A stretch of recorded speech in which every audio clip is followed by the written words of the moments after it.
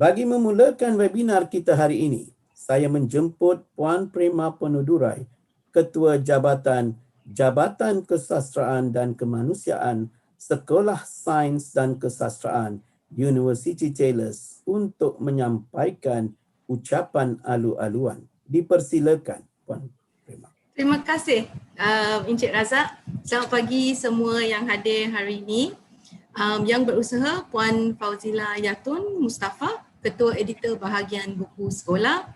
Yang berusaha Puan Zaidah Ahmad Rosli, Perancang Bahasa, dan Dr. Syarala Subramaniam, pencara kami di Taylors University. Panelis jemputan kita pada hari ini. Saya Prema Penudurai, Ketua Jabatan Kesastraan dan Kemanusiaan di Sekolah Sains dan Kesastraan di Taylors University.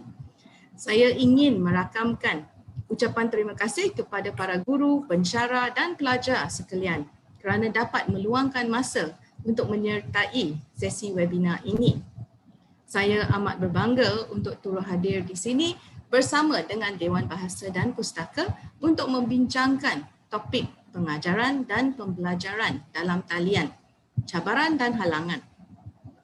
Seperti yang kita sedia maklum, sudah lebih setahun sesi pengajaran dan pembelajaran kita dilaksanakan secara atas talian. Saya pasti banyak cabaran dan halangan yang kita hadapi sepanjang tempoh tahun ini. Hadirin yang dihormati, izinkan saya berkongsi serba sedikit mengenai pusat bahasa kami yang telah merancangkan webinar ini. Selain daripada bahasa Melayu, kami juga menjalankan pelbagai kursus bahasa seperti IELTS, Academic English, Business English, French, Korean dan bahasa Mandarin, di mana pelajar dapat mengambil bahasa-bahasa ini sebagai sebahagian daripada kredit untuk graduan. Kami juga menjalankan berbagai projek penyelidikan, projek dan aktiviti dengan universiti-universiti awam dan swasta dan dengan organisasi seperti Dewan Bahasa dan Pustaka.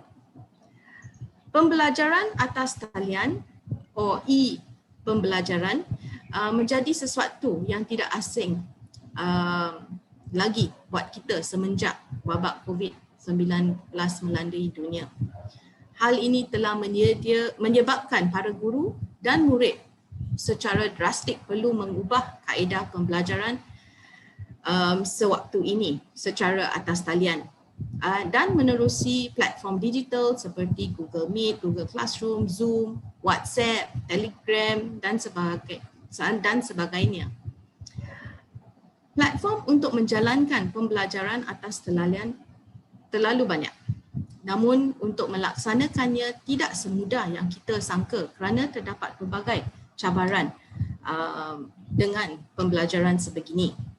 Antara cabaran yang ketara di Malaysia adalah ketidakadaan peranti untuk pembelajaran, persekitaran yang kurang kondusif, tahap kemahiran pengguna dan sikap para pelajar ketika sesi e-pembelajaran.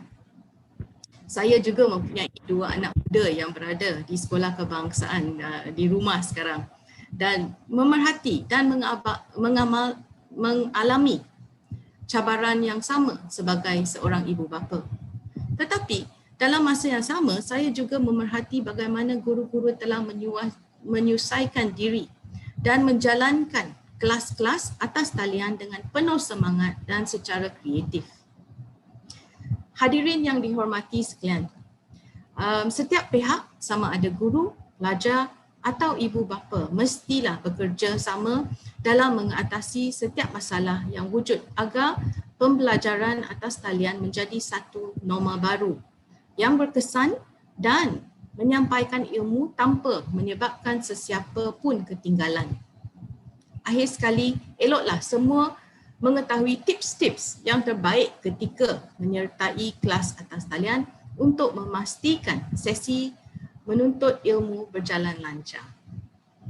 Sebelum mengakhiri ucapan saya, sekali lagi saya ambil kesempatan untuk merakamkan penghargaan kepada semua yang terlibat, sama ada secara langsung atau tidak langsung dalam menjayakan webinar ini. Terima kasih kepada sahabat kami di Dewan Bahasa dan Pustaka, pengarah Pusat Bahasa kami Puan Syahila, Encik Razak dan ahli-ahli di Pusat Bahasa. Syabas. Semoga webinar ini dapat memberi manfaat kepada semua. Sekian. Terima kasih.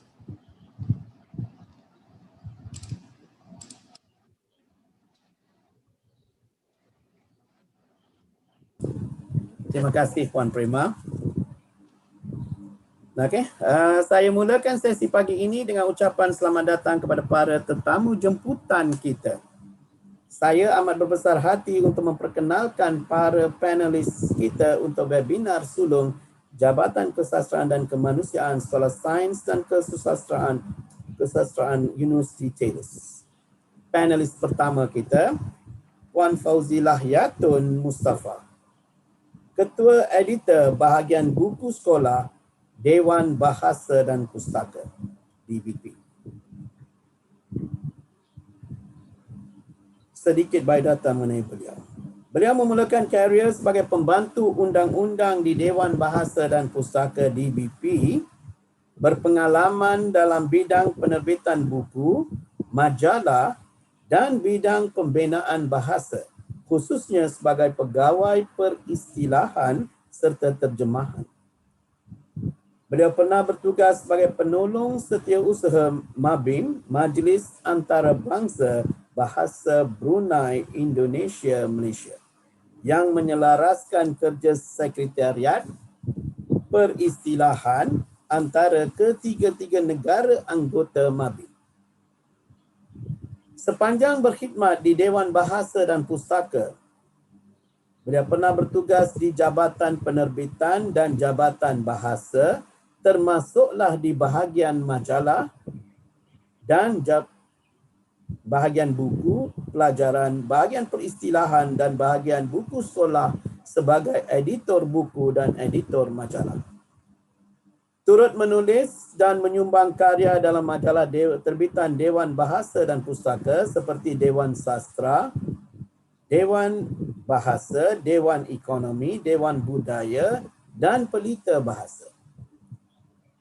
Beliau pernah memenangi anugerah editor terbaik untuk Anugerah Buku Negara Malaysia. Turut terlibat sebagai fasilitator dalam memberikan ceramah, bengkel, kursus bimbingan penulisan, penyuntingan dan bahasa untuk Institut Latihan Kehakiman ILKAP. Kursus penulisan buletin untuk Persatuan Veteran Angkatan Tentera, kursus bahasa untuk wartawan muda Harian Metro dan Berita Harian. Kursus penulisan untuk kaki tangan Tenaga Nasional Berhad, pembentukan istilah untuk pakar bidang sidang pakar MABIM, kursus penulisan untuk pelajar Universiti Jabatan Museum, penyelidik Jabatan Perikanan, Jabatan Mufti, bengkel penulisan jurnal Dewan Bahasa dan Pustaka, bengkel penulisan tesis ke buku untuk pensyarah Universiti Awam dan IPG. Kini bertugas sebagai ketua editor di bahagian buku sekolah Jabatan Penerbitan Dewan Bahasa dan Pustaka Kuala Lumpur. Selamat datang Puan Fauzilah Yatun. Panelis kedua kita pada pagi ini ialah Puan Zaidah Ahmad Rosli, menjawat jawatan sebagai perancang bahasa Dewan Bahasa dan Pustaka DBP. Beliau telah memulakan karier di Dewan Bahasa dan Pustaka sebagai editor buku teks pada tahun 2002. Selain itu, beliau pernah berkhidmat di bahagian pengembangan bahasa dan sastra antarabangsa dan Akademi Dewan Bahasa dan Pustaka. Beliau juga pernah terlibat sebagai pengajar bahasa Melayu kepada penutur asing semasa berkhidmat di Radio Antarabangsa China, Beijing. Dan panelis kita yang terakhir di sini ialah Dr. Syarala Subramaniam, pensyarah Jabatan Kesastraan dan Kemanusiaan Sekolah Sains dan Kesastraan Universiti Tales. Dr. Sharla Subramaniam dilahirkan pada 9 Disember 1986 di Teluk Intan, Perak. Beliau telah mendapat pendidikan awal di Sekolah Kebangsaan Tun Samantan, SMK Sekolah Menengah Kebangsaan Sheikh Abdul Ghani, Bidur, Perak. Mendapat ijazah Sarjana Muda Sains Sosial Kepujian dari Universiti Kebangsaan Malaysia pada tahun 2009, Sarjana Bidang Pendidikan dari Universiti Pendidikan Sultan Idris 2012 dan ijazah kedoktoran Bidang Pendidikan dari Universiti Kebangsaan Malaysia pada tahun 2018. Kini, beliau bertugas sebagai pensyarah di Jabatan Kesastraan dan Kemanusiaan Sekolah Sains dan Kesastraan Universiti Taylors. Beliau mula bertugas di Universiti Taylors sejak Ogos 2015. Sebelum itu pernah bertugas di Kolej Islam Antarabangsa Selangor. Dalam bidang pentadbiran, beliau menjadi pengarah kumpulan penyelidikan wacana Malaysia dan pengarah bersekutu Pusat Penyelidikan KRIT Universiti Taylors. Di samping itu, beliau juga menjadi editor Asia Pacific Journal of Futures in Education and Society. Dalam aktiviti akademik, Dr. Sharla terlibat dalam penyelidikan dan penulisan mengenai bahasa Melayu, sains sosial, khususnya pengajaran dan pembelajaran. Selamat datang, Dr. Sharla. Dan tidak dilupakan kepada tuan-tuan dan puan-puan serta semua tetamu yang menghadiri webinar kita pada pagi ini. Selamat datang saya ucapkan kepada semua. Dan terima kasih kerana turut bersama menyertai webinar kita hari ini.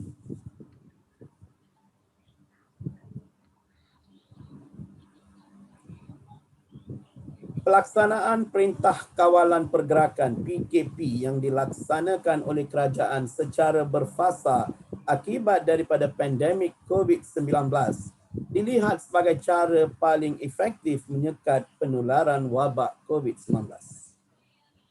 Menerusi langkah tersebut, kerajaan bukan hanya mengunci pergerakan manusia, malah memastikan penjarakan sosial terlaksana. Rakyat Malaysia diperkenalkan dengan amalan kelaziman baharu yang dianggap sebagai gaya hidup baru pasca COVID-19 merangkumi segenap segi kehidupan. Salah satu aspek kehidupan yang mengalami perubahan akibat daripada penularan pandemik ini ialah dalam bidang pendidikan. Justru bidang pendidikan memerlukan suntikan keintizaman bagi memastikan kesinambungan proses pengajaran dan pembelajaran tidak tergendala. Sejak bulan Mac 2020, sistem pendidikan negara terus berada dalam situasi yang tidak menentu, menyebabkan bukan hanya para pelajar, bahkan warga pendidik turut berhadapan dengan keadaan sukar untuk mengendalikan proses pengajaran dan pembelajaran. Dan memikirkan perkara itu, maka webinar kita hari ini dirasakan cukup relevan untuk memperkatakan perkara tersebut. Tuan-tuan dan puan-puan, tanpa melengahkan masa, saya menjemput panelis pertama kita, Puan Fauzilah Yatun Mustafa, untuk memulakan percambahan minda kita pagi ini. Dipersilakan Puan Fauzilah Yatun Mustafa. Terima kasih kepada Encik Razak, moderator kita pada pagi ini. Terima kasih juga kepada Puan Prima, Ketua Jabatan Kesusastraan dan Kemanusiaan Universiti Taylor. Setinggi-tinggi terima kasih kepada pihak Universiti Taylor yang telah bekerjasama dengan Dewan Bahasa dan Pustaka sehingga kita dapat mengadakan satu sesi webinar pada pagi ini yang sebenarnya sudah lama kita rancangkan satu sesi webinar kerjasama antara Universiti Taylor dengan Dewan Bahasa dan Pustaka, tapi hari ini baru kita sudah menjadi kenyataan pada hari ini, dan alhamdulillah terima kasih kepada semua peserta yang turut sama pada hari ini untuk bersama-sama kita mendengar sesi webinar kita pada pagi ini. Yang berusaha Encik Razak, Puan yang dihormati Puan Prima, Puan Dr. Syarala, panel kita pada hari ini juga daripada Universiti Taylor, dan Puan Zaidah yang bersama-sama saya pada hari ini.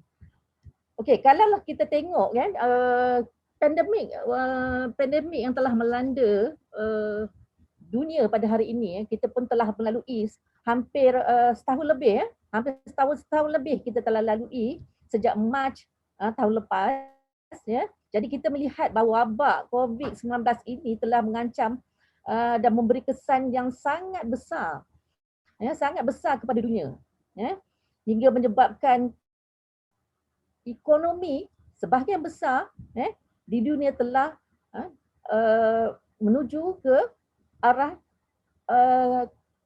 kelumpuhan, dan sudah tentulah perkara ini melibatkan juga sistem pendidikan negara, bukan sistem pendidikan negara kita saja, maknanya sistem pendidikan negara keseluruhan di dunia. Dalam konteks Malaysia, pendidikan juga sangat berkaitan dengan buku, sangat berkaitan dengan buku. Bagi kami yang bagi kami di bahagian buku sekolah, yang banyak menerbitkan buku, situasi ini sedikit sebanyak sangat menjejaskan, sangat menjejaskan industri buku. Kita melihat bahawa buku-buku fizikal juga mengalami kemerosotan yang teruk. Jadi perbitan buku-buku agak terjejas.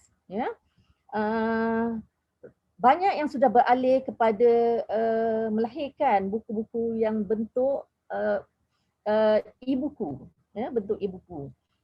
Jadi dalam hal ini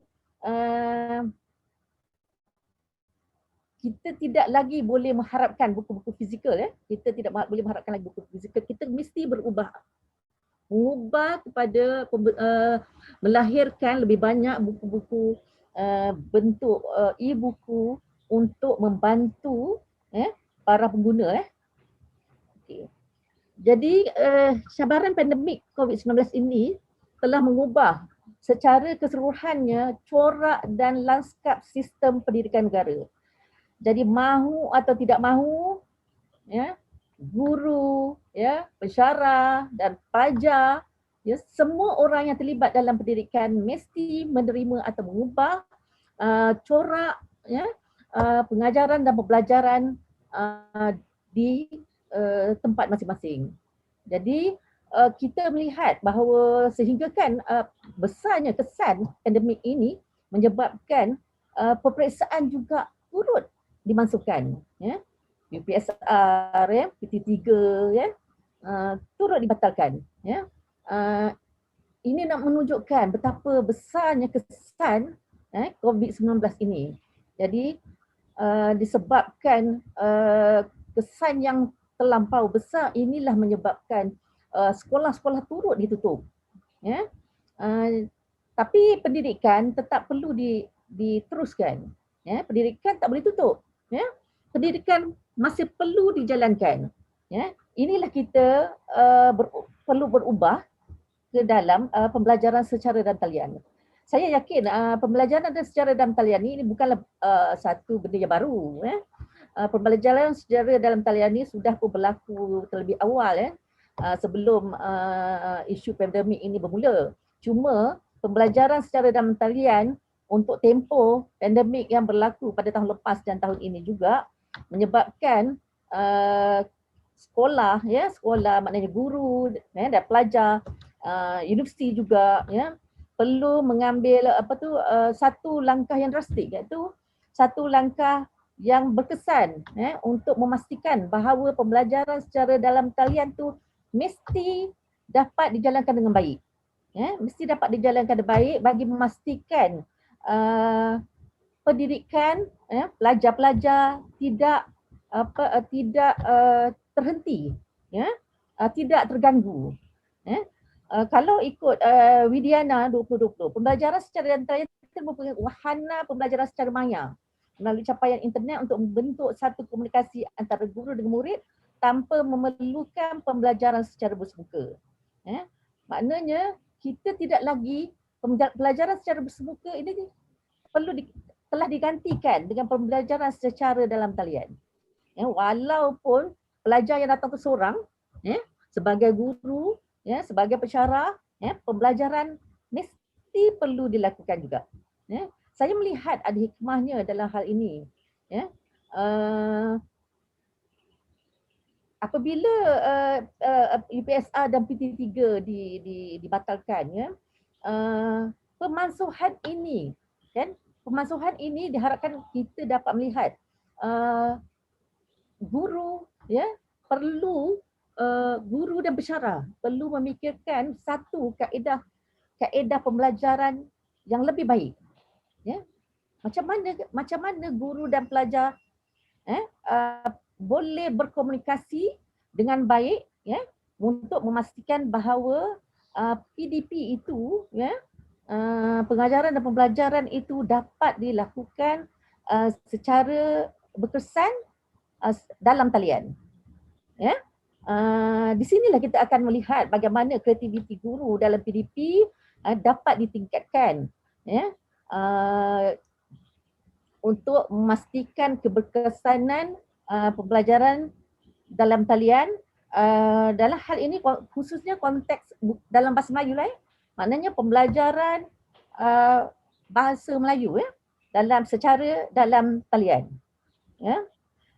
Kalau kita tengok banyak sebenarnya pembelajaran secara talian dah dibuat, ada laman-laman pembelajaran secara talian telah pun diwujudkan. Tapi bagaimana kita sebagai guru, sebagai pensyarah dan sebagai pelajar juga dapat menggunakan perkara tersebut untuk kita gunakan dalam PDP, pembelajaran bahasa Melayu itu sendiri. Saya melihat bahawa PDP ini PDP dalam sejarah dan pertanian ini sangat penting dalam melaksanakan keberkesanan PDP bahasa Melayu, sebab corak dan kaedah pelaksanaan pengajaran ini sendiri akan menentukan amalan pengajaran bahasa Melayu pada masa-masa akan datang. Maknanya strategi pengajaran perlu berubahlah. Maknanya dalam hal ini strategi pengajaran mesti perlu berubah.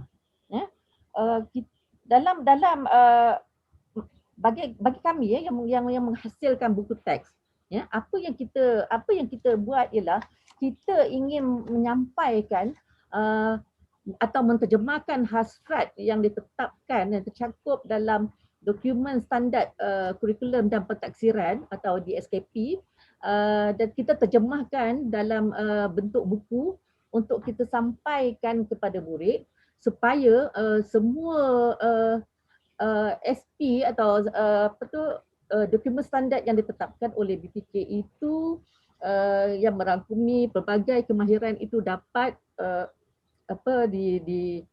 diterjemahkan dalam bentuk buku yang boleh digunakan oleh pelajar, terutamanya dalam hal ini ialah buku bahasa Melayu itu sendirilah.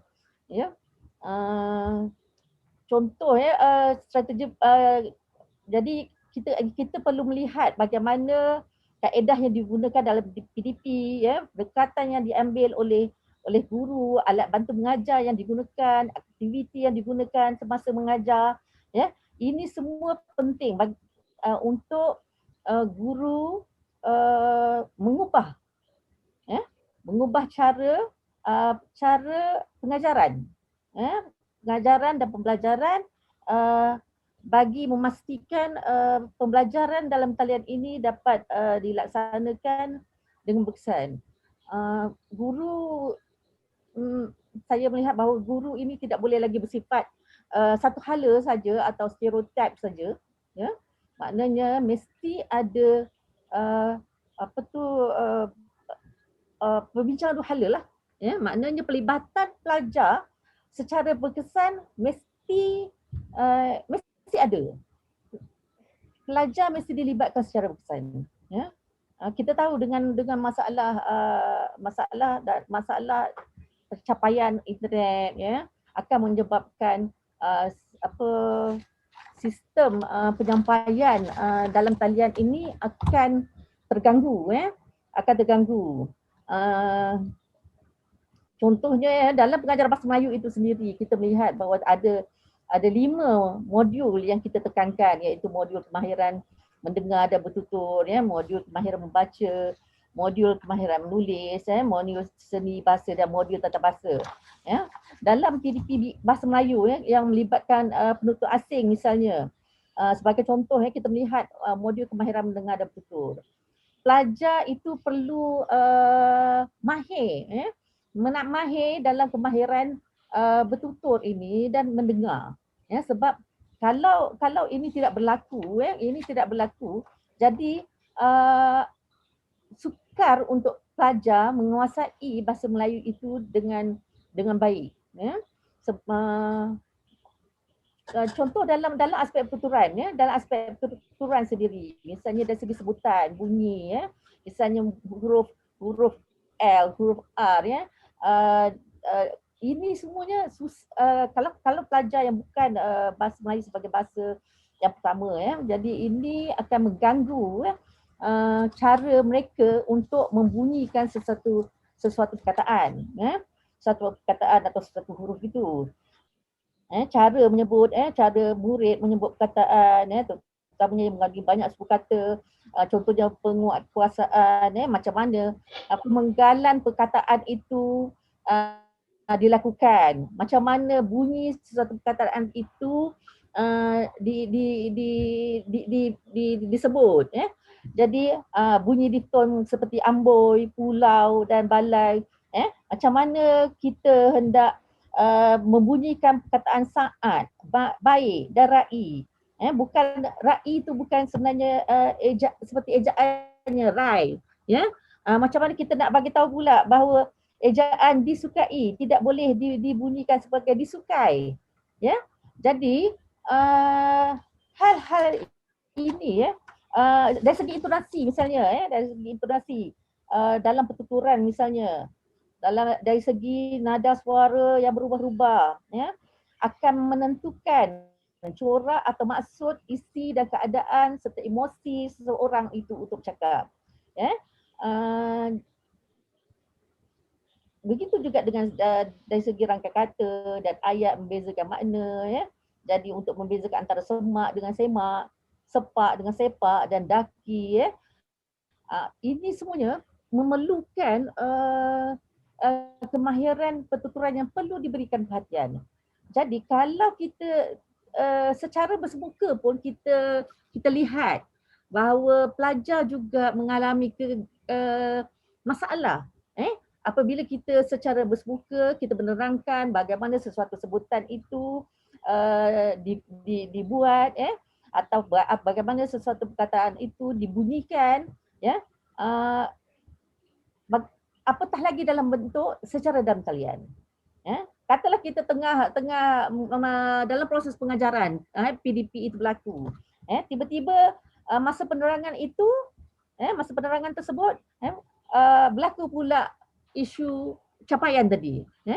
Jadi kemungkinan cara sebutan itu tak dapat disampaikan dengan baik. Tak dapat disampaikan dengan baik. Sedangkan dalam pengajaran dan pembelajaran bahasa Melayu, PDP bahasa Melayu itu sendiri, aspek pertuturan itu, kemahiran pertuturan, mendengar itu, mendengar dan bertutur itu sangat penting.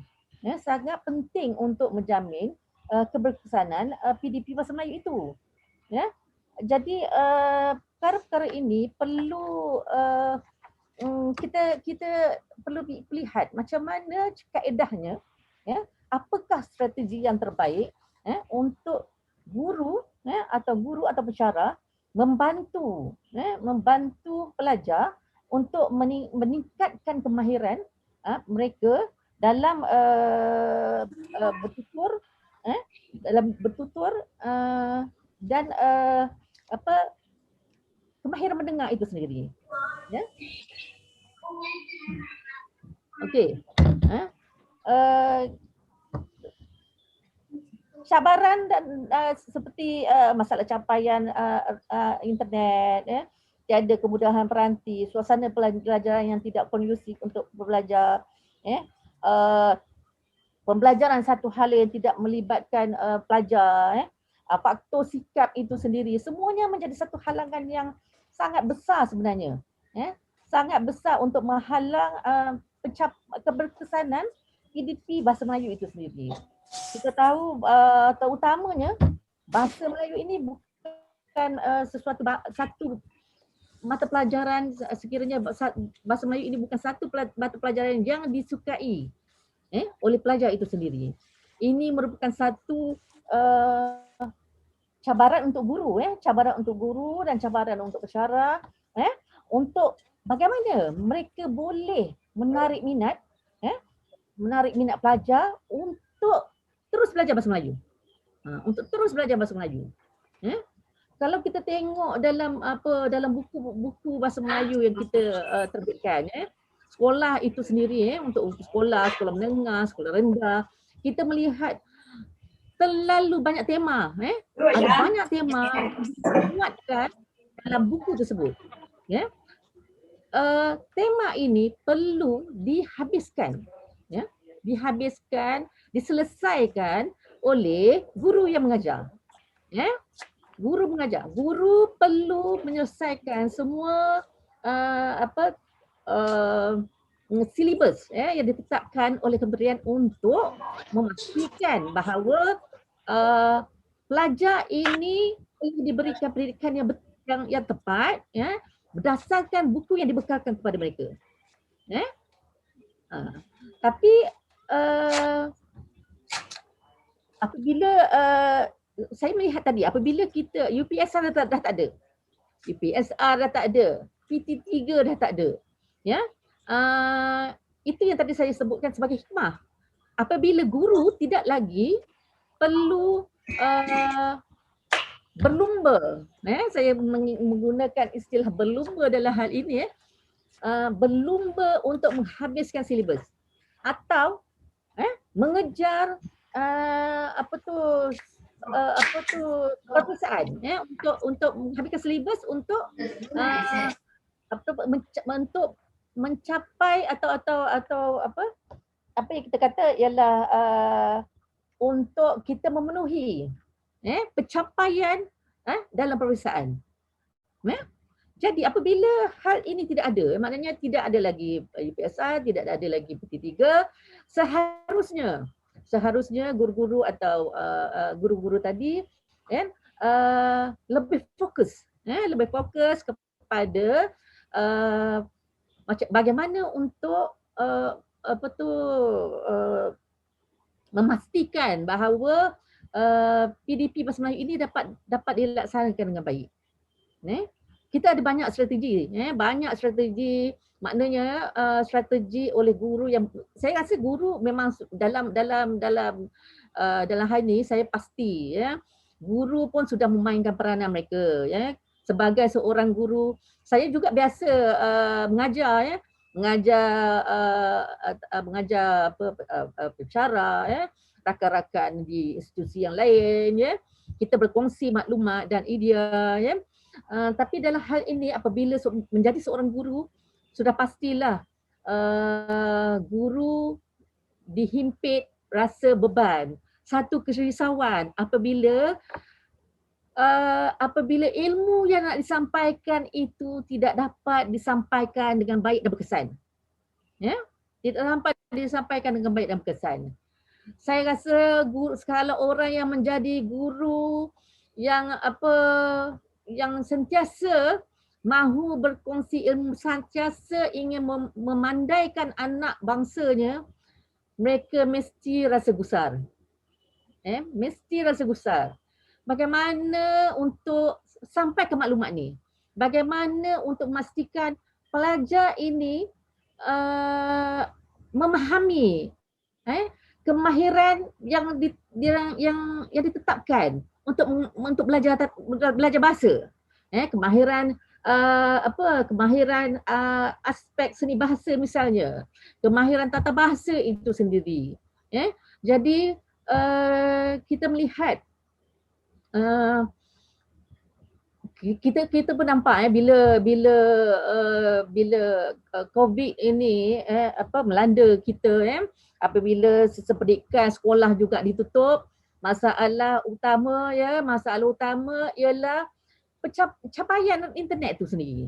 Kita tahu di mana-mana sahaja, bukan saja di kampung-kampung, di kampung, di kawasan yang jauh, Saya ni duduk di kawasan yang saya anggap bandar, pinggir bandar lah, saya di Sungai Besi.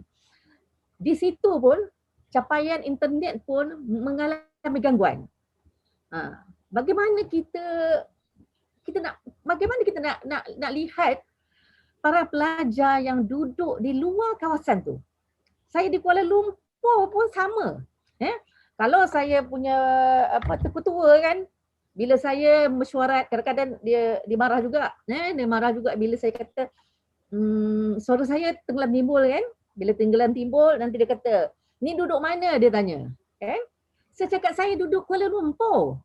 Saya duduk di Kuala Lumpur. Jadi kalau di Kuala Lumpur sendiri mengalami masalah ini, bagaimana pula dengan pelajar yang duduk di kampung? Kita lihat dulu kan ada pelajar di Sabah, sampai naik tu, sampai naik ke bukit, untuk semata-mata untuk mendapat capaian yang baik. Tapi inilah sebenarnya halangan yang terbesar sebenarnya. Saya anggap ini halangan terbesar untuk memastikan PDP ini dapat berjalan dengan baik. Dapat berjalan dengan baik. Ada juga kita tengok dalam akhbar, ada guru yang mengambil inisiatif sendiri, pergi ke satu kawasan, membantu pelajar untuk duduk di satu tempat untuk memastikan bahawa pelajar ni tak ketinggalan, tidak ketinggalan dalam menerima pembelajaran, dalam menerima pendidikan. Saya ni melihat daripada perspektif orang luar, yang tidak lagi ada anak-anak yang di sekolah, saya melihat bahawa sekiranya kita tidak dapat melaksanakan PDP ini dengan baik, kan, sangatlah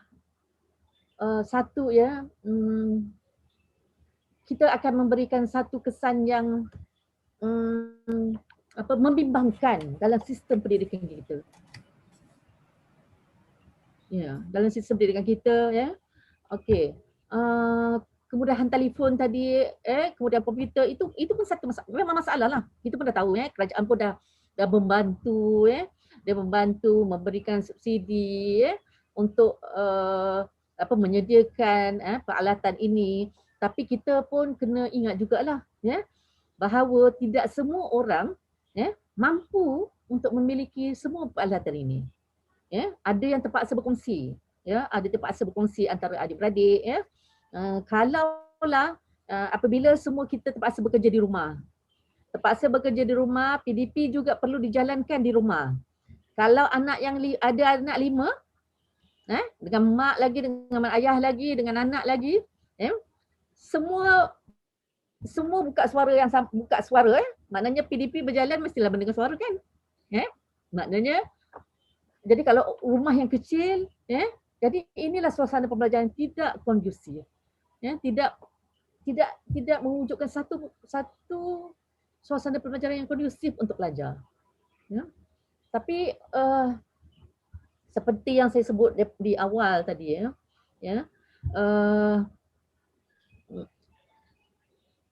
inilah kita ingin melihat kreativiti pelajar, kreativiti guru itu sendiri. Guru suka atau tak suka, nak atau tak nak, perlu berubah. Perlu menjadi lebih kreatif. Perlu menjadi lebih kreatif untuk apa tu mengatur strategi bagaimana PDP Bahasa Melayu ini dapat dilaksanakan dengan baik. Ya. Saya rasa setakat itu dulu, Cik Razak.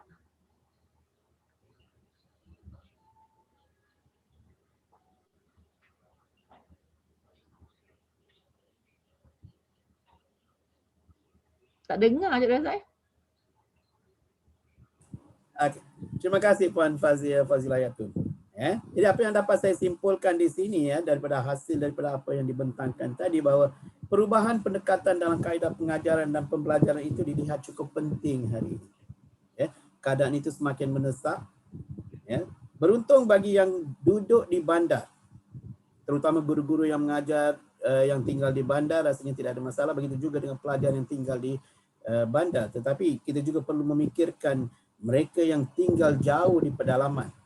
Sehingga kadang-kala apa yang kita lihat dan kita dengar, guru mengambil inisiatif untuk membawa sendiri bahan-bahan pengajaran dan pembelajaran mereka, mencari pelajar yang tinggal jauh di kawasan pedalaman. Dan saya juga sedar bahawa guru semakin stres sekarang. Jadi untuk teruskan perbincangan kita dan untuk mendapatkan maklumat lebih lanjut mengenai apa yang diperkara kita, tema kita untuk hari ini, kita menjemput Puan Zaidah Ahmad Rosli untuk berkongsi pendapat mengenai topik tersebut. Dipersilakan Puan Zaidah Ahmad Rosli.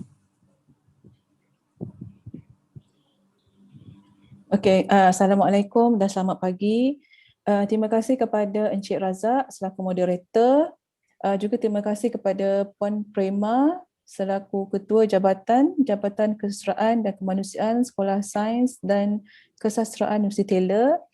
Juga terima kasih kepada Puan Fauzilah Yatun yang telah menyampaikan pembentangan panjang lebar dan penuh semangat sebentar tadi.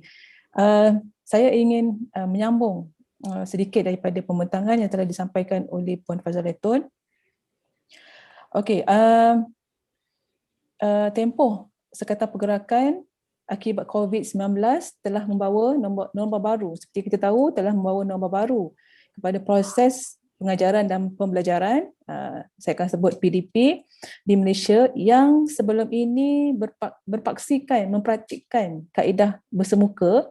Kini kita tahu telah pun beralih kepada pembelajaran secara dalam talian. Namun, norma tersebut telah menyebabkan pembelajaran secara dalam talian bukan lagi pilihan sekarang ni, tapi sudah bertukar kepada satu keperluan. Jadi keadaan tersebut sebenarnya telah membawa cabaran kepada pengajar juga pelajar untuk mengubah suai. Jadi masing-masing kena ubah suai ataupun kena mengadaptasi dengan kaedah pengajaran yang terkini agar proses PDP itu dapat diteruskan dan mencapai sehingga kalau boleh tahap yang optimum. Okey, baik, saya teruskan dengan matlamat. Matlamat PDP Bahasa Melayu. Matlamat PDP Bahasa Melayu ialah kefasihan berbahasa dan kecekapan berkomunikasi. Jadi apabila kita belajar bahasa, sebenarnya tak kiralah bahasa apa pun yang kita belajar, kita mesti mencapai kefasihan berbahasa dan kecekapan berkomunikasi dalam bahasa tersebut. Okey. Jadi apapun medium yang digunakan dalam PDP, khususnya Bahasa Melayu, sama ada bersemuka atau secara dalam talian, kita harap pelajar pada akhirnya mampu menguasai aspek tata bahasa dan aspek kecekapan berbahasa. Itulah sebenarnya apapun sebenarnya bersemuka ke ataupun dalam talian ke, pada akhirnya itu yang kita harapkan sebenarnya. Cuma mungkin proses tu nanti yang akan menjadi cabaran dan halangan kepada kita. Okey, slide seterusnya. Okey, PDP Bahasa Melayu secara dalam talian saya rasa semua pun sudah tahu apa yang dikatakan dengan PDP secara dalam talian. Okey, aktiviti pengajaran dan pembelajaran yang melibatkan penyambungan alat teknologi pada satu sistem iaitu internet. Okey. Bagi mata pelajaran bahasa Melayu, khususnya guru-guru perlu merancang merancang aktiviti PDP dalam talian mengikut kesesuaian. Okey. Kadang-kadang untuk merancang PDP ni ada kalanya menjadi kesukaran kepada guru kerana seperti yang Puan Fazal Latun sebut sebentar tadi, bahasa Melayu ni perlu ada model-model tertentu yang perlu dicapai. Ada model-model dan model-model tersebut perlu diterjemahkan, iaitu kemahiran mendengar bertutur kan, kemahiran membaca, menulis, dan juga dua aspek lagi yang juga penting iaitu aspek seni bahasa dan aspek tata bahasa. Jadi guru ni perlu sesuaikan, itu belum lagi perlu juga kena sesuaikan kandungan untuk menterjemah modul tadi tu dengan fungsi aplikasi TMK yang dikendalikan. Maksudnya guru kena tahu macam mana nak sesuaikan. Okey, untuk kemahiran dengan tutur apa yang sesuai. Google Meet mungkin untuk kemahiran membaca mungkin sesuai Telegram kan. Jadi itulah sebenarnya yang menambahkan lagi. Mencari bahan satu hal kan. Nak sesuaikan juga dengan aplikasi TMK pun masalah juga kan. Itu belum lagi masalah guru yang baru belajar menggunakan TMK ni kan. Okey, jadi itulah dia PDP yang secara dalam talian ni. Perlu merancang aktiviti dan dalam masa yang sama perlu juga menyesuaikan dengan aplikasi yang nak digunakan tu. Okey. Slide seterusnya. Okey, kelebihan. Walau macam mana pun kita sebenarnya tak dapat nak menafikan sebenarnya PDP dalam talian ni masih lagi ada kelebihannya. Antaranya dapat mengakses kandungan pembelajaran yang lebih menarik, meluas dan interaktif. Dan saya rasa ramai juga yang akan bersetuju bahawasanya dalam talian ni sebenarnya dia maksudnya penggunaan komputer serta teknologi moden dalam pendidikan mampu membantu meringankan beban serta kekangan yang wujud dalam pembelajaran bersemuka. Jadi mungkin kita boleh katakan yang pembelajaran dalam talian ni mungkin juga boleh saling melengkapi dengan bersemuka tu. Jadi kan, okey, antaranya guru tidak lagi perlu mencatat latihan dan melukis gambar raja di papan putih kan. Jadi guru dapat memanfaatkan masa dengan memberi kefahaman kepada murid melalui gerakan animasi yang menarik dan jelas.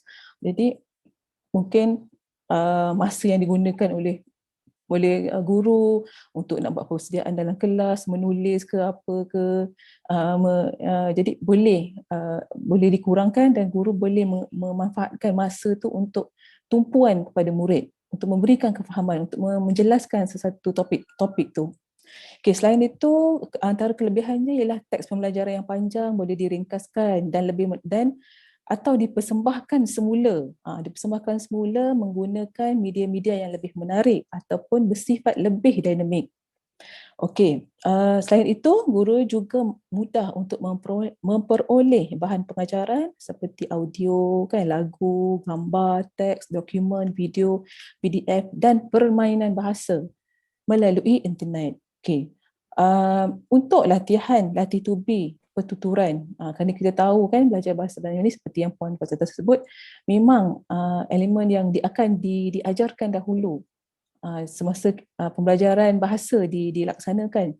Okey, untuk aktiviti latih to be pertuturan, guru boleh menggunakan pelbagai bahan seperti gambar bersiri, carta dan kad-kad imbasan. Okey. Penggunaan kad imbasan secara manual, sebelum ni guru akan buat persediaan berbentuk antaranya menggunakan kad imbasan kan dalam pengajaran bahasa Melayu. Okey, penggunaan kad imbasan secara manual memerlukan persediaan yang melibatkan kos dan masa. Sedangkan dengan menggunakan kemudahan aplikasi TMK yang ada sekarang ni, hanya memerlukan sedikit persediaan dari segi muat naik bahan, dan seterusnya keimbasan tersebut sudah boleh digunakan oleh guru dan juga oleh pelajar. Okay, selain itu, aktiviti lain juga yang memberikan kelebihan kepada PDP Bahasa Melayu dalam latihan ialah aktiviti meniru sebutan, kan. Guru boleh menggunakan seni kata lagu. Okay, seni kata lagu ini boleh digunakan sebagai bahan untuk ditiru ataupun dihafal. Aktiviti nyanyian dapat membantu murid menguasai kemahiran bertutur kerana nyanyian memerlukan penyebutan bunyi-bunyi yang betul mengikut nada dan intonasi. Dan lagu, kalau lagi segi lagu ni rasanya guru memang tak menghadapi masalah lah, kerana kita tahu di YouTube tu ada macam-macam lagu. Kalau guru memerlukan lagu rakyat, lagu tradisional, kan, lagu kanak-kanak, jadi guru boleh menggunakan. Dan ada dalam YouTube tu ada yang audio saja, ataupun cikgu boleh pilih yang ada video. Ini semua akan menarik perhatian murid terhadap aktiviti tersebut.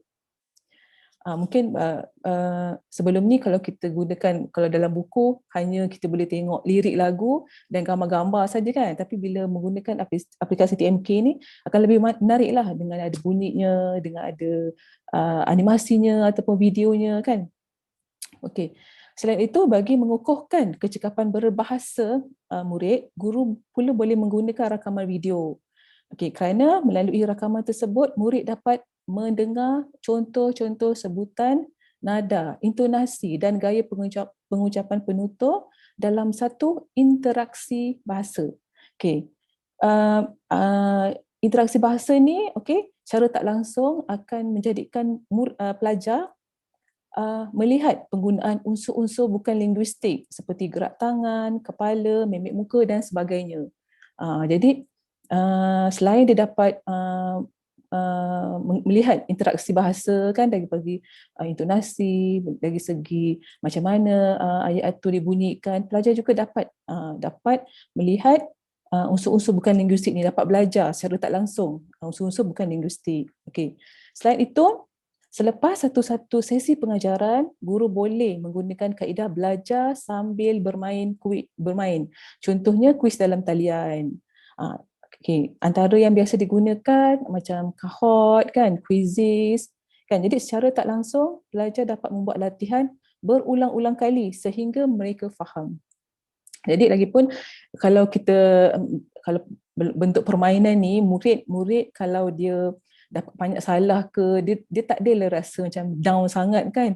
Alamak, banyak salah, berbanding bila kita buat latihan, bila guru menanda, oh salah, dia akan rasa macam, oh banyak salah. Tapi bila mungkin aktiviti yang melibatkan permainan bahasa ni, mungkin pelajar ni dia tak adalah terasa down sangat. Dia kata okey, boleh main lagi. Main lagi sebab dia punya semangat untuk akhirnya dapat menjawab semua dengan betul tu ada. Sebab aktiviti tersebut dilakukan secara santai-santai, kan, tapi tetap bermanfaat dan bermakna. Okey, namun begitu kita lihat tadi kelebihan dia pada aplikasi, kan. Namun begitu peranan guru masih kekal kerana tidak mungkin teknologi boleh menggantikan peranan yang dimainkan oleh guru sepenuhnya. Teknologi hanya bertindak sebagai alat yang digunakan untuk membantu guru memperluas lagi kaedah PDP bagi menghasilkan satu pembelajaran yang lebih berkesan dan bermakna. Okey. Slide seterusnya.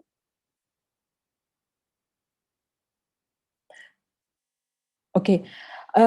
Bukan itu saja, kelebihan PDP Bahasa Melayu Sedang Talian juga guru masih dapat memastikan pelajar mengambil bahagian secara aktif. Sebenarnya itu yang kita nak tu. Itu juga adalah satu elemen yang penting, penglibatan pelajar secara aktif dalam PDP. Okay, antara yang boleh guru lakukan untuk memastikan pelajar ini terlibat secara aktif ialah menulis idea, kan, komen, perkongsian pembentangan menggunakan kotak sembang, berkongsi idea dan komen secara lisan, ataupun membentangkan karya mereka kepada rakan-rakan menggunakan skrin. kan. Jadi sebenarnya PDP dalam talian ni juga sebenarnya boleh dikatakan membawa kebaikan kepada pelajar, khususnya pelajar yang selama ini bersikap pasif ataupun pendiam. Kadang-kadang ada juga dalam kelas pelajar ni yang dia mungkin ada segan ke, kan, ada rasa malu ke untuk nak bercakap ataupun menyuarakan pendapat.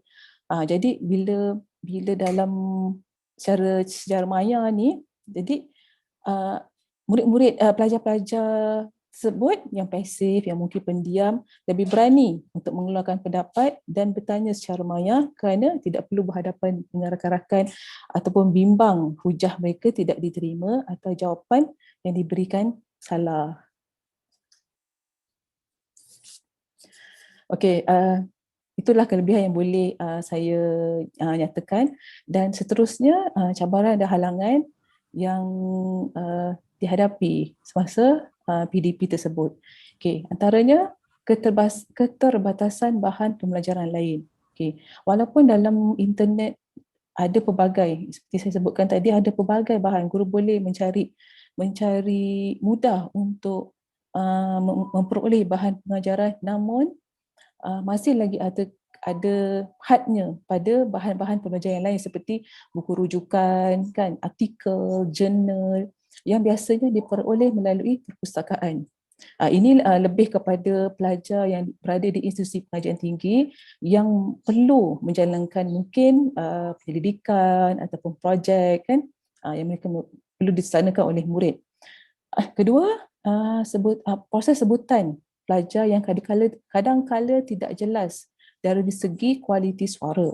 Okay, jika mendengar penyebutan penyebutan pelajar pada skrin komputer, ada ketikanya tidak begitu baik dan jelas kerana suara lebih cepat daripada pergerakan mulut.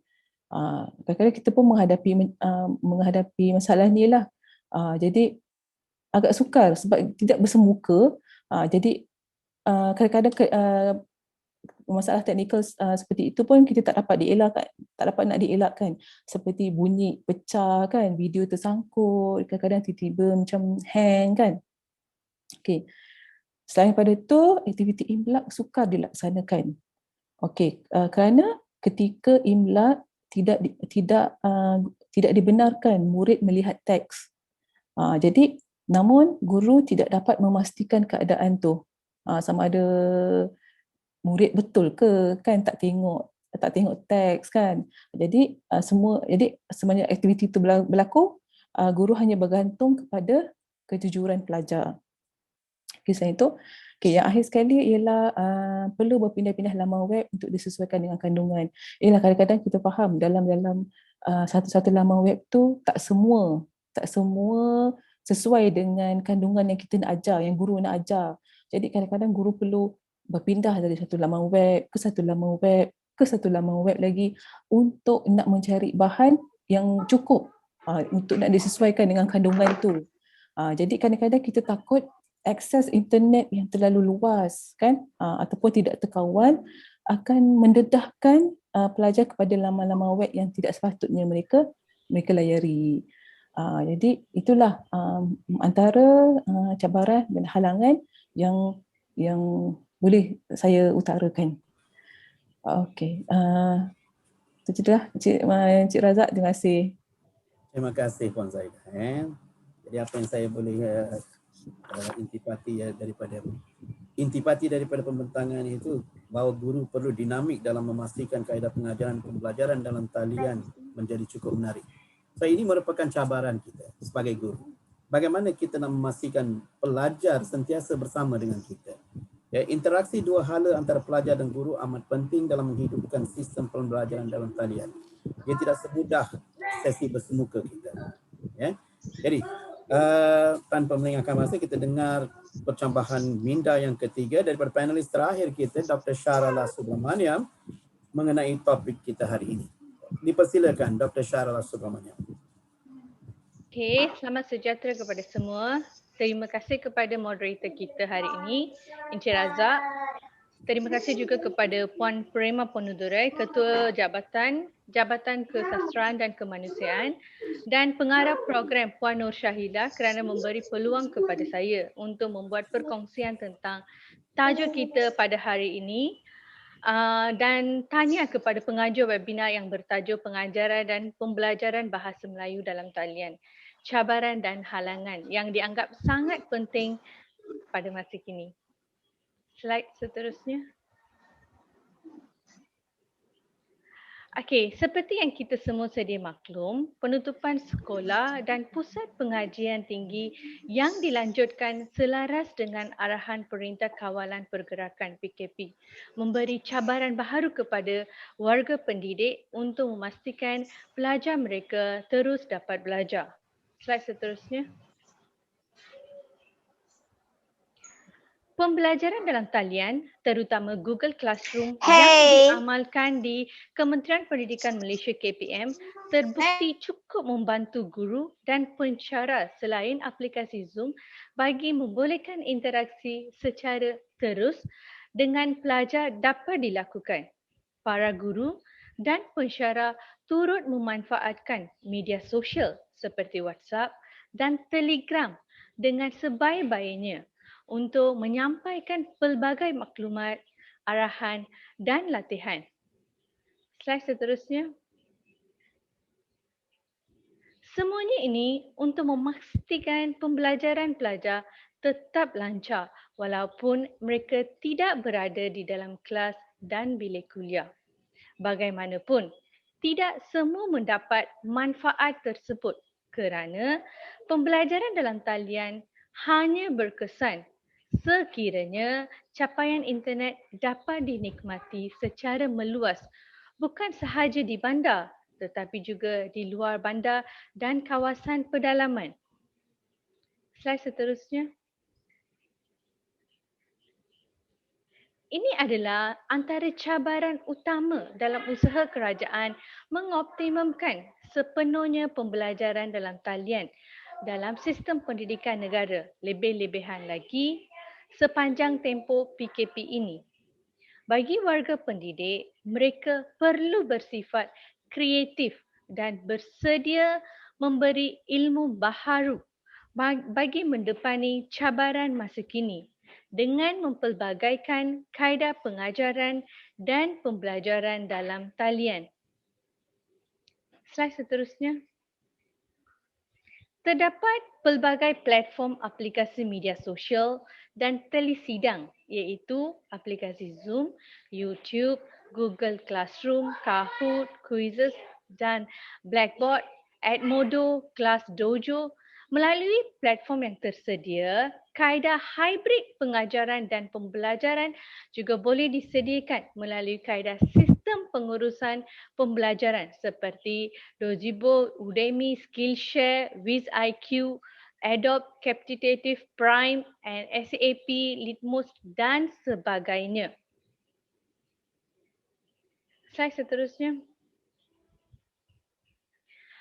Seperti yang kita semua tahu, pihak Kementerian Pendidikan Malaysia juga turut menjalinkan kerjasama dengan beberapa stesen televisyen dengan mewujudkan rancangan TV pendidikan sekaligus menjadikan capaian pendidik lebih meluas.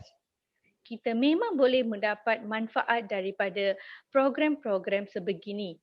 Slide seterusnya. Pelajar kefungsian aras rendah lebih memerlukan pembelajaran secara hands-on. Di sini, bukan sahaja guru perlu pandai mempelbagaikan penyampaian agar menarik minat mereka, tetapi peranan ibu bapa di rumah juga memainkan peranan penting untuk golongan pelajar khas ini bagi memastikan kaedah pembelajaran atas talian yang berkesan. Terdapat beberapa faktor yang perlu diambil kira seperti pembinaan kawalan persekitaraan, kepentingan interaksi secara interaktif, latihan yang efektif dan berkesan, akses capaian teknologi yang maksimum, tahap piawaian yang standard, jaminan kualiti sumber yang tidak terhad, penentangan terhadap perubahan semasa dan teknologi, permasalahan berkaitan harta intelektual dan hak cipta serta sokongan institusi pendidikan yang menjalankan kaedah pembelajaran atas talian. Slide seterusnya. Justru setiap pendidik harus memperkenalkan metodologi yang dapat membantu meningkatkan kualiti proses pembelajaran dengan menyediakan informasi yang berguna tentang pelajar dan aktiviti yang telah dijalankan oleh mereka dalam sistem pembelajaran atas talian.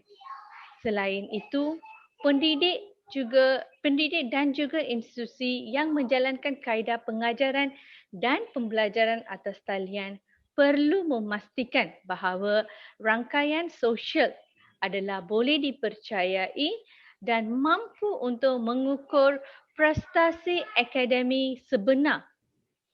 Selain memastikan jaringan keselamatan yang terkawal agar tiada isu kebocoran maklumat yang tidak wajar, tidak dapat dinafikan. Melalui kaedah pembelajaran atas talian, banyak manfaat boleh didapati. Pengajaran atas talian membolehkan proses pembelajaran yang dilaksanakan tanpa mengira jarak dan bilangan ahli yang melayarinya. Selain itu, pelajar juga dapat melalui proses pembelajaran yang berterusan. Di samping itu, berupaya menyampaikan pengetahuan yang lebih berkesan.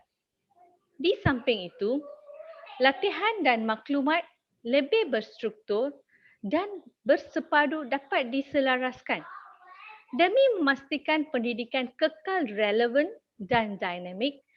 Dalam menyampaikan ilmu secara atas talian, terdapat beberapa laman web yang menawarkan kursus dan pembelajaran atas talian bagi meningkatkan pemahaman dan kualiti pengajaran seperti EPSA, Coursera, EDX dan FutureLearn. Slide seterusnya.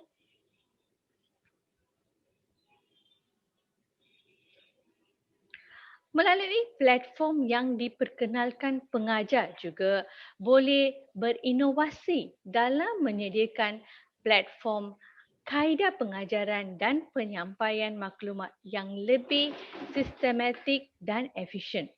Walau bagaimanapun, setiap pendidik harus mengambil kira beberapa faktor yang perlu dilalui oleh realiti kebanyakan pelajar, iaitu bukan semua pelajar mempunyai akses capaian internet yang baik. Masih ada di kalangan yang tinggal di pedalaman, pelajar yang berada di rumah di sepanjang tempoh PKP perlu membantu ibu bapa menguruskan aktiviti harian, kediaman yang tidak selesa serta kemudahan telefon pintar dan aksesori berkaitan bukan canggih dan terkini. Justru pendidik perlu bijak menangani isu tersebut secara berhemah. Setiap pendidik perlu mengambil langkah proaktif bagi memastikan tiada sesiapa yang ketinggalan di sepanjang proses pengajaran dan pembelajaran, serta matlamat utama pembelajaran secara inklusif tercapai. Terima kasih. Terima kasih Dr. Syarala. Jadi apa yang dirangkumkan dalam pembentangan itu bahawa pelbagai perkara yang perlu diambil kira dalam proses atau dalam seketika mengendalikan PDPR ini. Jadi kita juga perlu berhati-hati sebenarnya sebagai warga pendidik, kita juga perlu berhati-hati ketika mengendalikan sesi pengajaran dan pembelajaran kita. Okey. Baiklah. Sekarang kita sudah sampai ke bahagian atau sesi soal jawab kita. Sekarang saya buka gelanggang ini untuk sesi soal jawab. Jika ada sebarang pertanyaan, boleh sahaja ditujukan kepada para panelis. Bagi yang ingin bertanya secara bertulis, boleh saja typekan dalam ruangan sembang atau chat yang ada di dalam sesi ini nanti. Saya mulakan sebarang persoalan. Tapi sebelum itu saya mulakan sesi soal jawab ini dengan meminta pandangan daripada Dr. Syarallah ya. Dr. Syarallah, sebagai tenaga pengajar berpengalaman, ya, bagaimana Dr. Syarallah mengendalikan kaedah pengajaran dan pembelajaran dalam talian ini? Okey, terima kasih Encik Razak. Seperti yang saya sudah diperkatakan sebelum ni, KPM menjalankan pelbagai kursus bagi menyediakan guru dengan kemahiran menggunakan pelantar pembelajaran digital serta membina bahan pengajaran. Sebagai tenaga pengajar, saya mengakses Google Classroom, Microsoft Teams, aplikasi latihan dalam talian serta EduWeb TV. Namun, apa sahaja pelantar pembelajaran yang digunakan, saya sentiasa memastikan ia disokong oleh pelbagai pendekatan pembelajaran, mempunyai ciri-ciri yang mudah guna, senang diakses, boleh mendapat khidmat sokongan teknikal, penilaian dan pelaporan dan juga boleh diintegrasi dengan aplikasi lain. Sebagai pengajar, kita perlu memastikan keselamatan dan privasi serta serasi mudah alih. Kemudahan infrastruktur dan infrastruktur ini saling memerlukan. Kegagalan salah satu akan menyebabkan proses pembelajaran dalam talian tidak dapat dilaksanakan. Sebagai tenaga pengajar, kita perlu memastikan pembelajaran dalam talian sentiasa berjalan lancar. Cabarannya bukan tidak semudah apa yang ada di depan kita ya sebenarnya. Jadi guru sebenarnya memikul tanggungjawab yang cukup berat dan terpaksa bertanggungjawab dalam usaha memastikan ilmu itu disampaikan kepada para pelajar. Ya. Ini untuk Puan Fazilah Yatun Mustafa ya. Puan Fauzilah Yatun. Cabaran PDPR dalam kalangan guru-guru bahasa Melayu. Apakah cara yang boleh kita ambil untuk menarik perhatian pelajar mengikuti PDPR ini? Sebab kita lihat di luar sana itu memang kadang-kadang apabila kita lihat dari perspektif pelajar kurang memberikan perhatian masa mengikuti sesi pembelajaran PDPR ini. Ya. Cik Razak, kita kalaulah pembelajaran secara bersemuka pun ya, sukarnya guru ya nak menarik perhatian pelajar, apatah lagi yang pengajaran berlangsung secara dalam talian ni ya. Jadi saya melihat bahawa tugas guru sebenarnya semakin mencabar. Semakin mencabar dan semakin berat. Semakin berat. Guru mesti perlu menerima cabaran ini dengan melakukan lebih banyak mengubah strategi pembelajaran yang sekarang.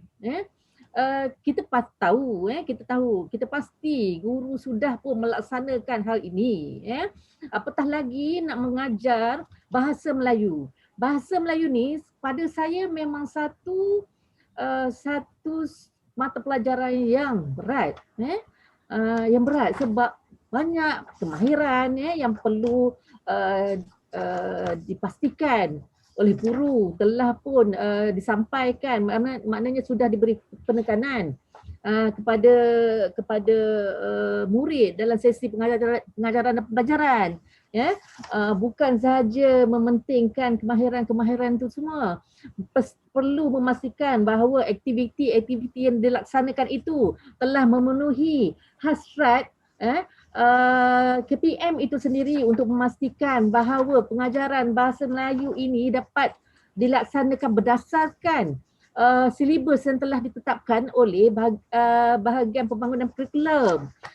Jadi kita memang simpati kepada guru. Sangat simpati kepada guru.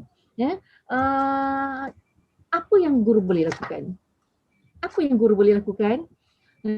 Kita pun dah dengar tadi, Puan Zaidah pun sudah menyebut apa bentuk-bentuk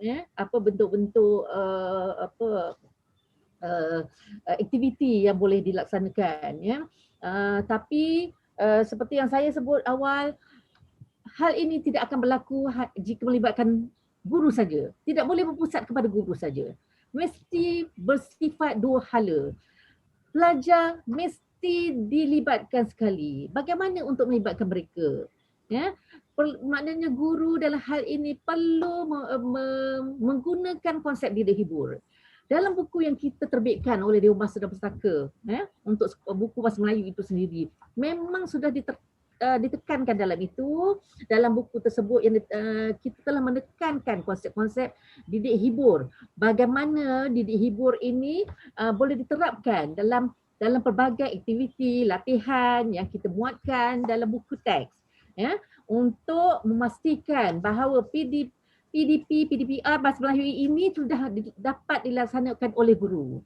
Ya, kita melihat bahawa contohnya permainan kata atau silang kata, misalnya kuis merupakan permainan bahasa yang boleh dibuat. Okey, kita melihat bahawa capaian internet bukan satu masalah. Atau tadi kita melihat juga bahawa ada pelajar yang terpaksa berkongsi peranti, berkongsi komputer, berkongsi telefon dalam masa yang sama, perlu duduk bersama-sama menghadiri PDPR. Okey, jadi saya ingin mencadangkan guru boleh menggunakan sesi video dahulu. Kita sebut tadi guru punya peranan sangat berat, ya. Bukan sahaja perlu memastikan bahawa pelajar itu hadir untuk mengikuti sesi PDP itu, ya, secara dalam talian. Walaupun yang hadir itu seorang, ya, tapi bukan saja memastikan pelajar hadir, memastikan bahawa ilmu yang disampaikan itu dapat disampaikan dengan baik. Bukan sahaja baik, tapi perlu berkesan. Ya, macam mana kita nak tahu berkesan? Macam mana kita nak tahu berkesan? Ya, maknanya jika kita melihat bahawa pelajar itu sudah kita dapat tarik minat mereka, ya, dalam bentuk aktiviti-aktiviti yang kita senaraikan, contoh tadi mungkin kita boleh menggunakan rakaman video, ya. Contoh tadi seperti kita bagaimana kita untuk membunyikan sesuatu perkataan, ya, apabila kita menekankan aspek kemahiran pentutur tadi, kemahiran mendengar dan bertutur untuk mengatasi masalah berlakunya halangan internet, capaian internet tadi. Jadi guru, ya, boleh merakamkan dahulu, buat rakaman video, ya, untuk menyebut sesuatu perkataan supaya kita bagi memastikan bahawa pelajar ini tadi tidak tercicir, ya, atau mendapat maklumat yang tidak tepat. Ya. Katalah dalam sesi pengajaran pembelajaran tadi, sesuatu bunyi itu tidak dapat didengar dengan baik. Tidak dapat dengar dengan baik. Maknanya kemahiran mendengar dan bertutur itu tidak dapat disampaikan dengan baik. Jadi mungkin salah satu caranya ialah menggunakan video. Maknanya seperti yang saya sebut, memanglah guru, ya, dia punya cabaran tu memang hebat. Saya sangat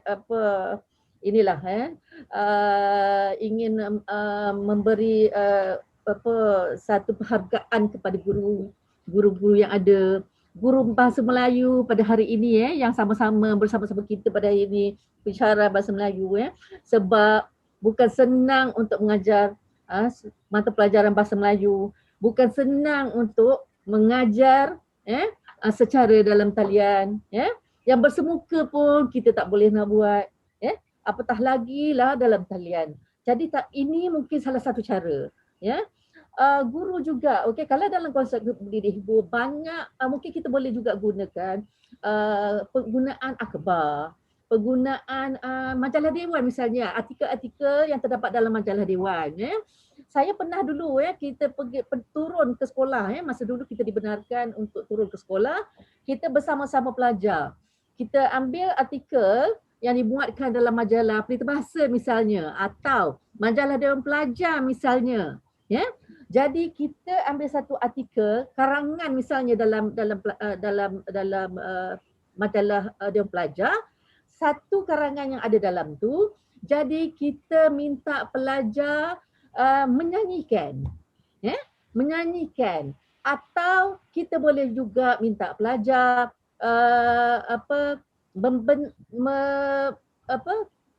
menulis satu tadi melagukan. Kalau tahap yang lebih tinggi mungkin boleh buat wawancara, sesi wawancara daripada karangan itu sendiri. Maknanya dalam satu artikel kita boleh pelbagaikan bentuk aktiviti yang boleh dibuat bagi menarik minat pelajar. Saya yakin dalam PDPR dalam PDPR yang penting itu ialah sekarang ini macam mana kita nak tarik pelajar? Macam mana kita nak pastikan pelajar tu duduk di hadapan komputer, mendengar, bukan mendengar saja, dia dengar juga tapi kalau dipadam video tu kita tak tahu dia tidur kat situ kan. Belum lagi kita dengar pula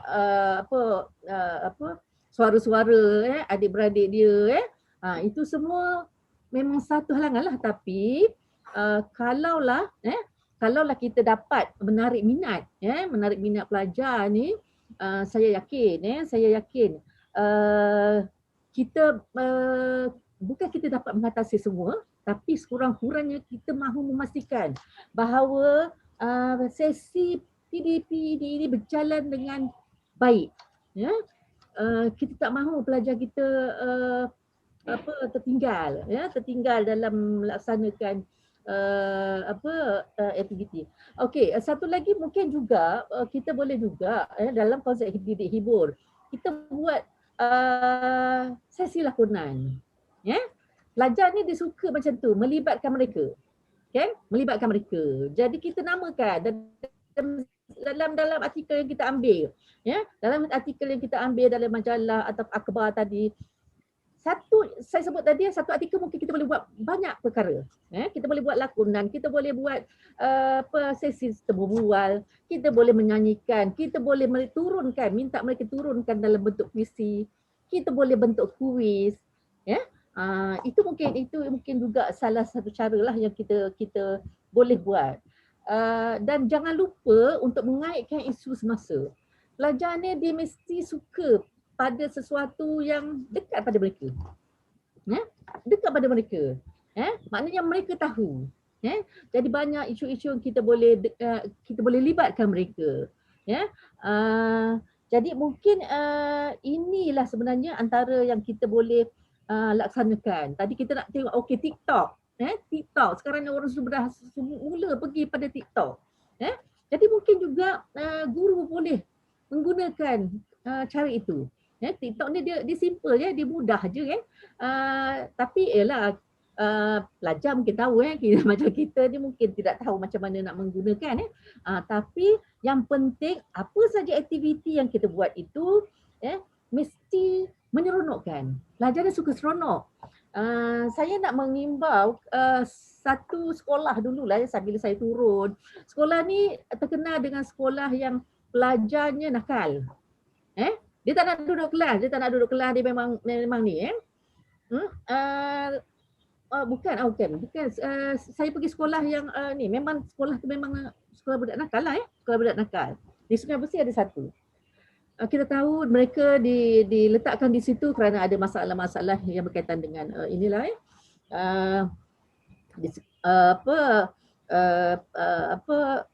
tapi apabila kita melakukan aktiviti dengan mereka kita melihat bahawa mereka sebenarnya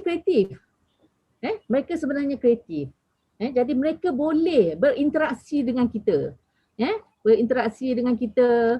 Macam mana mereka sebenarnya kita ingat ada satu budak tu dimasukkan sebab pecah rumah, kes pecah rumah. Jadi bila kita libatkan mereka, kita tak sangka pelajar ni sebenarnya minat.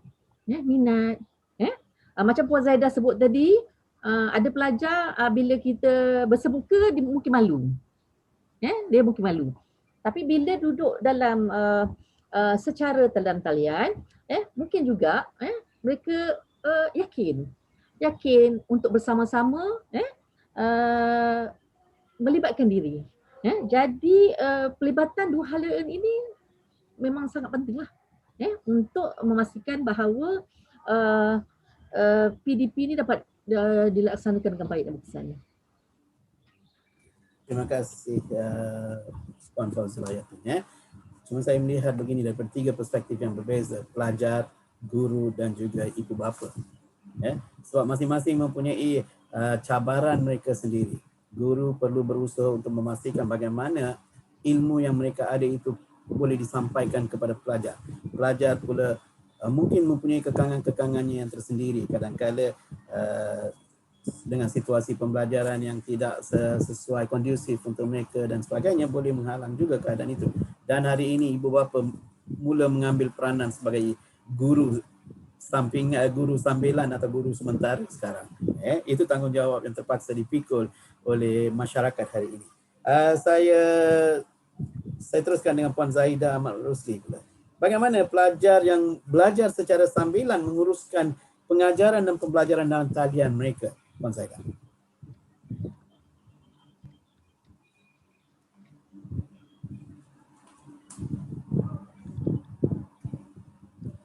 Mikrofon.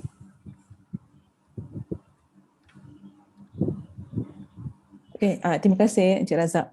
Okey, seperti yang kita tahu, kalau pelajar sambilan ni biasanya pelajar tu dia bekerja.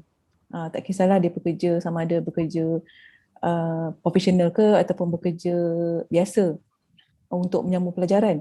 Jadi sebenarnya itulah bila pengajaran dan pelajaran bahasa Melayu dalam talian ni, PDP dalam talian ni sebenarnya seperti yang kita tahu lebih fleksibel.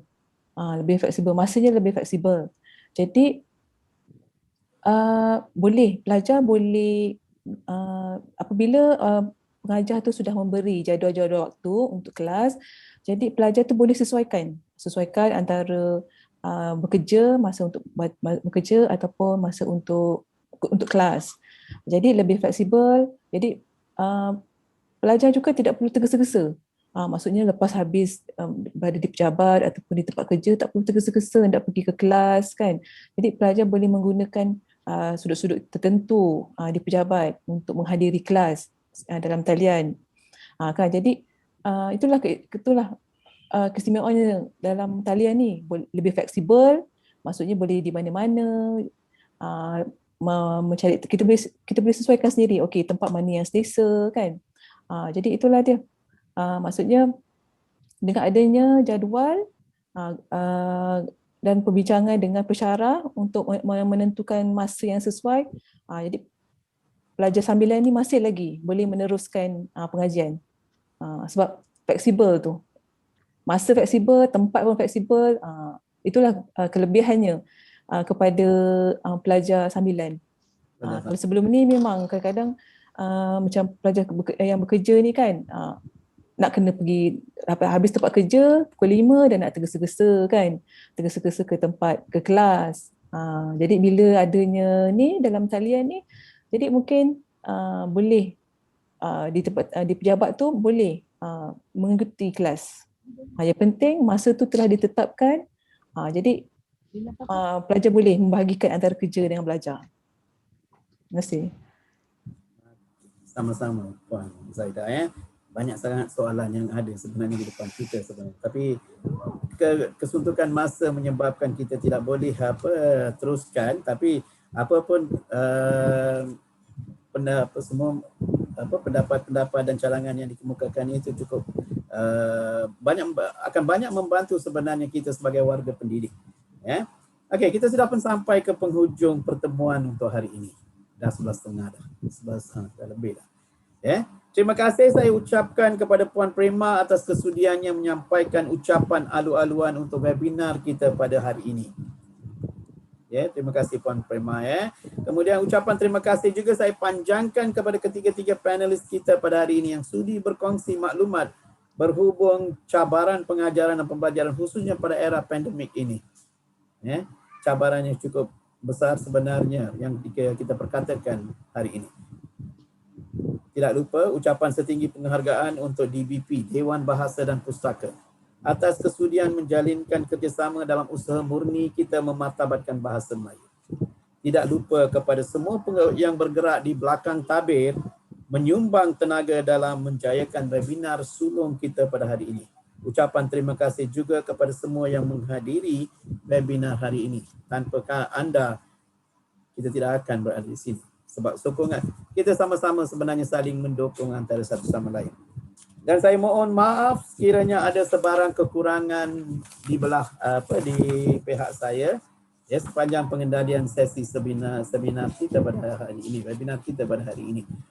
Sebelum rasanya boleh sesi bergambar, boleh kita bagaimana? Cik Nur Syahilah. Kita boleh teruskan sesi bergambar sebentar. Boleh onkan kamera. Jadi saya minta kerjasama semua untuk sesi mengambil gambar. Kalau biasa dalam sesi bersemuka kita boleh berkumpul ramai-ramai, kita boleh ambil gambar. Tapi sejak belakangan ini yang kita lakukan sebenarnya. Ya. Jadi apa pun kita minta kerjasama semua untuk buka mikrofon, buka video ya untuk mengambil gambar. Ada yang belum buka video?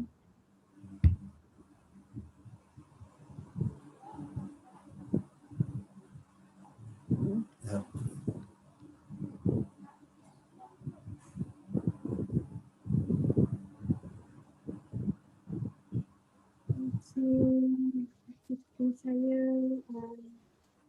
Encik Razman boleh buka video. Puan Anida Mustafa. Miss Kelly. Zuhamiza. Selepas ini. Zuhamiza. Kita masih menunggu Zuhamiza. Encik Razman. Saya kira sampai 3 kemudian saya akan snap. Okey, teruskan senyum. Okay, 1, 2, 3. Okay.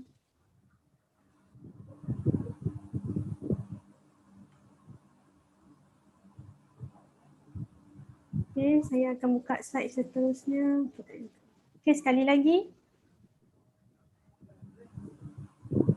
1, 2, 3. Okey, terima kasih. Terima kasih semua ya. Terima kasih semua. Bunga dedap di atas pada anak dusun pasang pelita. Kalau tutur bicara cemari disusun minta dimaaf. Dari Kedah ke Pekansari, beli swasta di Kota Tinggi. Selesai sudah tugas diberi di lain webinar bersua kita. Kita jumpa nanti. Terima kasih banyak untuk anda semua. Terima kasih semua.